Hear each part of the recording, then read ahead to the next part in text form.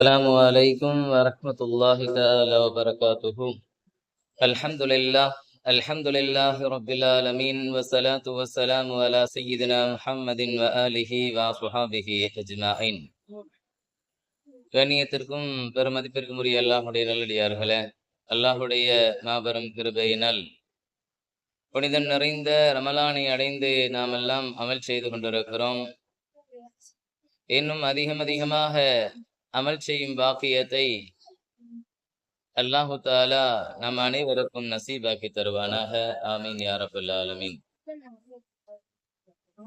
கண்ணியத்திற்குரியவர்கள், பெருமானார் ஸல்லல்லாஹு அலைஹி வஸல்லம் அவர்கள் மக்காவிலே இருந்த அந்த 13 ஆண்டு காலங்கள் மிகவும் அந்த பெருமானார் ஸல்லல்லாஹு அலைஹி வஸல்லம் அவர்களை ஏற்றுக்கொண்ட அந்த சஹாபாக்களும் சரி, பெருமானார் ஸல்லல்லாஹு அலைஹி வஸல்லம் அவர்களும் சரி, மிகப்பெரிய ஒரு துன்பத்திற்கு ஆளாக்கப்பட்டார்கள் குஃபார்களால் என்பதாக நாம் வரலாறை பார்க்கிறோம். அந்த அடிப்படையில் நாம் பார்க்கின்ற பொழுது இஸ்லாத்தில் 6வது நபராக நுழைந்த ஹப்பாப் இப்னுல் அரத் ரலியல்லாஹு தஆலா அன்ஹு அவர்கள் குறித்த ஒரு சில செய்திகளை நாம் இந்த தருணத்திலே பார்க்க இருக்கிறோம். அந்த அடிப்படையில் பார்க்கின்ற பொழுது அலி ரலியல்லாஹு தஆலா அன்ஹு அவர்களுக்கும் முஆவியா ரலியல்லாஹு தஆலா அன்ஹு அவர்களுக்கும் இடையே ஏற்பட்ட சிப்பின் போரை முடித்து கொண்டு அலி ரலியல்லாஹு தஆலா அன்ஹு அவர்கள் திரும்பி வந்த பொழுது ஒரு இடத்திலே ஒரு புதிதாக அடக்கப்பட்ட ஒரு கபரை பார்க்கிறார்கள்.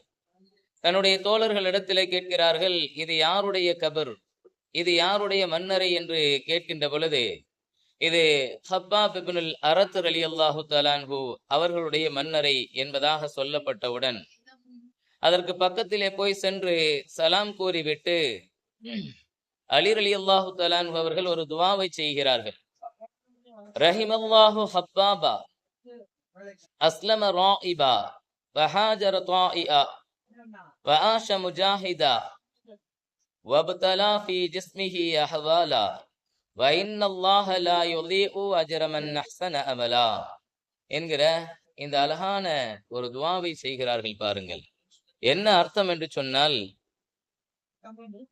ஹப்பாப் ரலியல்லாஹு தஆலா அன்ஹு அவர்களுக்கு அல்லாஹ் இரக்கம் காட்டுவானாக. ரஹிமல்லாஹு ஹப்பாபா, அல்லாஹு தஆலா ஹப்பாப் ரலியல்லாஹு தஆலா அன்ஹு அவர்களுக்கு இரக்கம் காட்டுவானாக.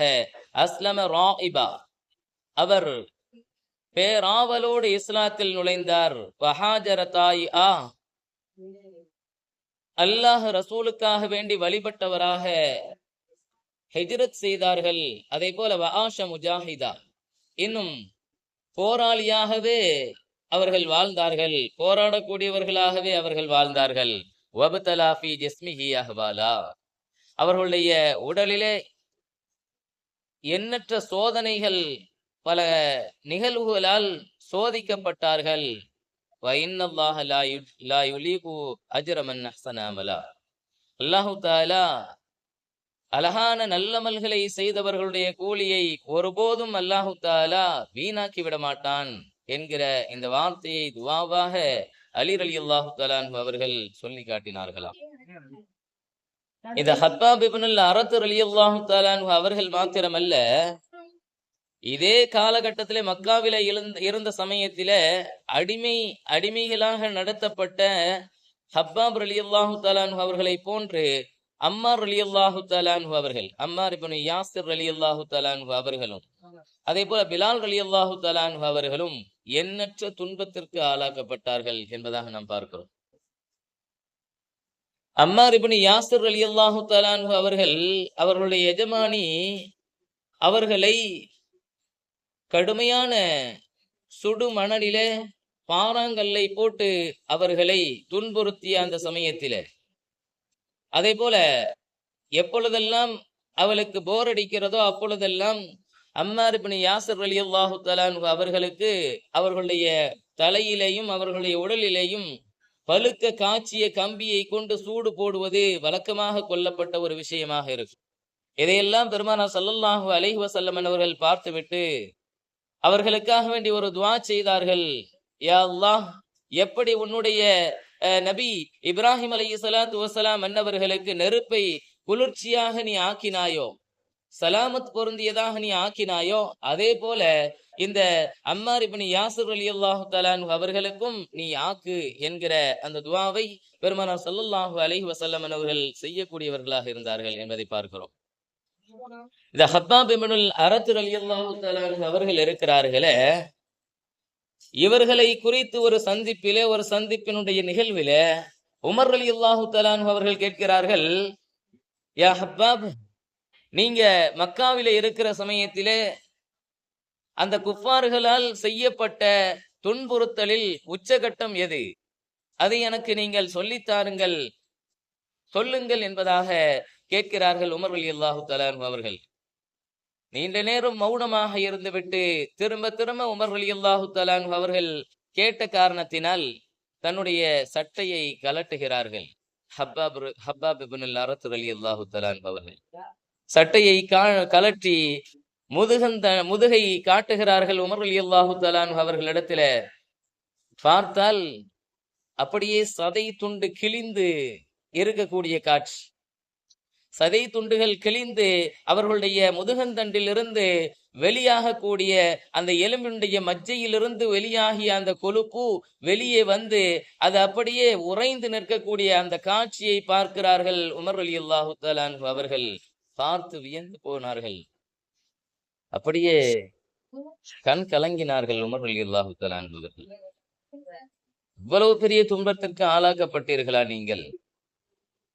இதே போல ஒரு துன்பத்திற்கு ஆளாக்கப்பட்ட எந்த நபரையுமே நான் இதுவரை பார்த்ததில்லை உங்களை போல் என்பதாக உமர் ரலியல்லாஹு தஆலா அன்ஹு அவர்கள் சொல்லக்கூடிய அளவிற்கு மிகப்பெரிய ஒரு துன்பத்திற்கு ஆளாக்கப்பட்டவர்களாக அவர்கள் இருந்தார்கள் என்பதை பார்க்கிறோம்.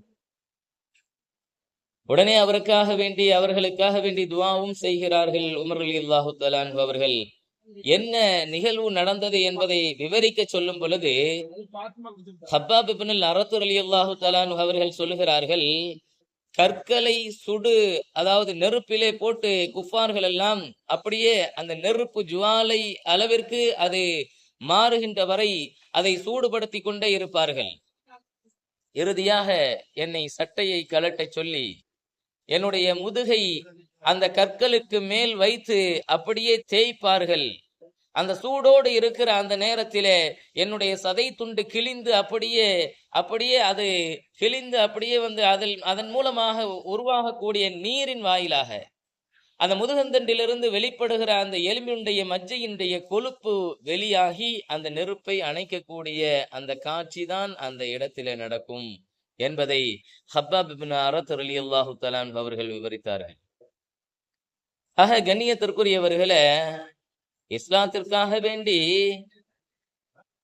எண்ணற்ற சஹாபாக்கள் இந்த மாதிரியான கொடுமைகளை அனுபவித்திருக்கிறார்கள் என்பதை நாம் பார்க்கிறோம். உச்சகட்டமாக முதலாக இஸ்லாத்தில உயிர் நீத்த பெண் என்று சொன்னால் அபூ ஜஹல். அடிமையாக இருந்த அம்மார் இப்னு யாசிர் ரலியல்லாஹு தஆலா அன்ஹு அவர்களுடைய உம்மா சுமையா ரலியல்லாஹு தஆலா அன்ஹா அவர்களை மிக கொடூரமாக அவன் ஷஹீதாக்குகிறான், கொல்லுகிறான் என்பதை பார்க்கிறோம். ஆக கண்ணியத்திற்குரியவர்களே, இஸ்லாம் என்கிற இந்த போர்வைக்குள் வந்த பொழுது அவர்கள் அத்துணையும் அல்லாஹ் ரசூலுக்காக வேண்டி பொறுத்து கொண்டார்கள். அதனால் இன்றளவும் அவர்கள் பேசப்படுகிறார்கள்.